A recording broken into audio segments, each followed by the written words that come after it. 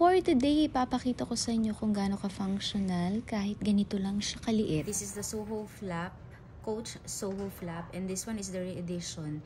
Yung first release nito or first introduction of Soho Flap was back in 2006. So ngayon titingnan natin, before we begin nga pala, this is in the color Petunia. Kung makikita ninyo or mapapansin ninyo, ka-family siya ng color pink. Ayan.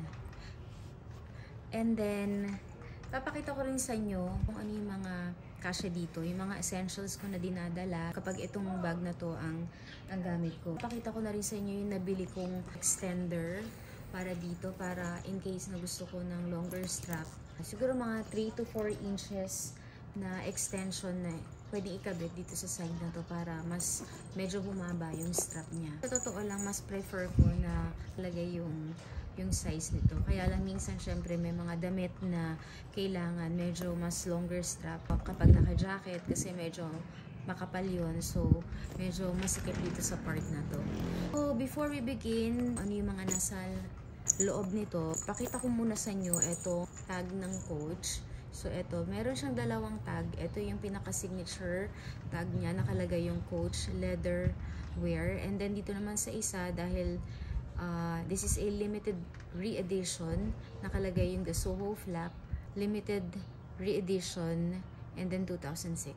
So, dito sa D-ring, naglagay ako ng mga charms. Ito yung nabili ko sa Nanzoin Temple. Yung charm for luck. Ito yung charm for health. Ayan.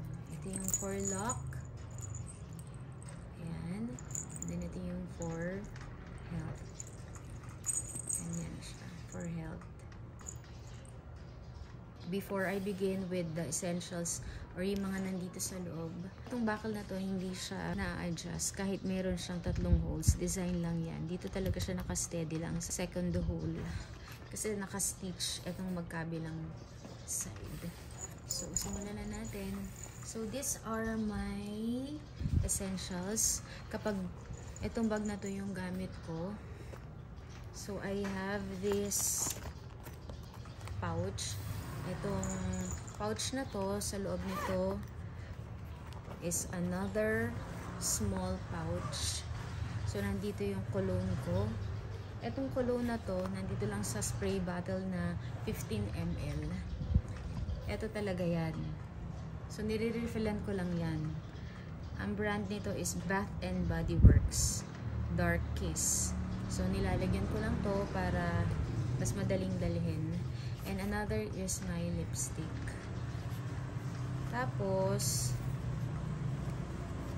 nagbabaon din ako ng another small wallet. Itong small wallet na to, actually pang jewelry to. Pero dito ko nilalagay yung white flower. Ayan, pag nahihilo, o gustong magpahid, kailangan meron ako nyan. At saka, nagbabaon din ako lagi ng antihistamine. In case. So, yan lang yung laman yan. Ay, meron pa pala. Meron pa pala itong ballpen ko na zebra. Yan. So, super liit lang niya. Ganyan siya. Marami pang pwedeng ilagay dito. And, for sure, kahit na madagdagan ko to ng laman, wag lang masyadong bulky. Kasya pa rin dito sa bag. Next naman, itong phone. Ayan. Assuming na itong phone na to, ito yung ginagamit ko ngayon na yung phone ko talaga kasi na dinadala or yung phone ko talaga is itong ginagamit kong pang video ngayon. Ito yung iPhone 13 Pro Max. So, kasyang-kasya siya dito. So, assuming na ito yun, kasyang-kasya.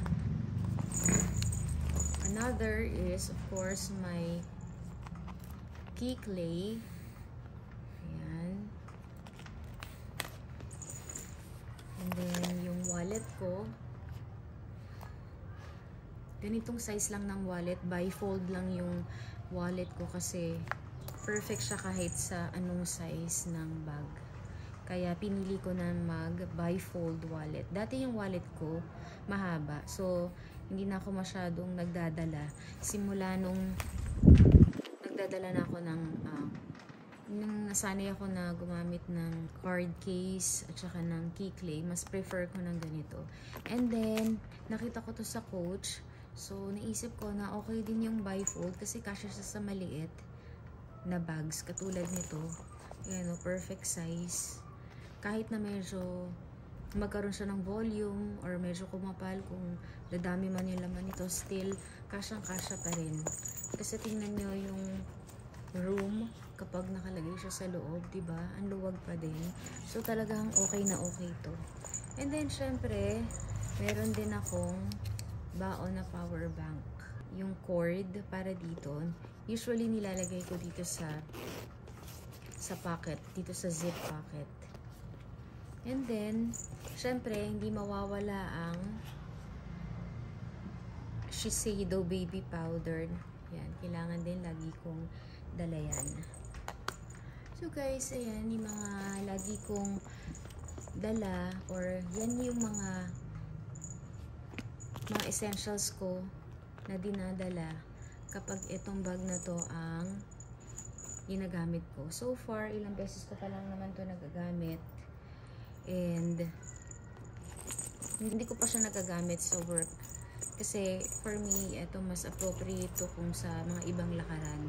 Siguro ko sa work ko pwede din, pero for me, hindi talaga best na gamitin to para sa akin. Ewan ko lang dun sa iba. Iba naman kasi tayo ng preference. So, and then, ito naman yung nabili ko online. Nabili ko online na strap.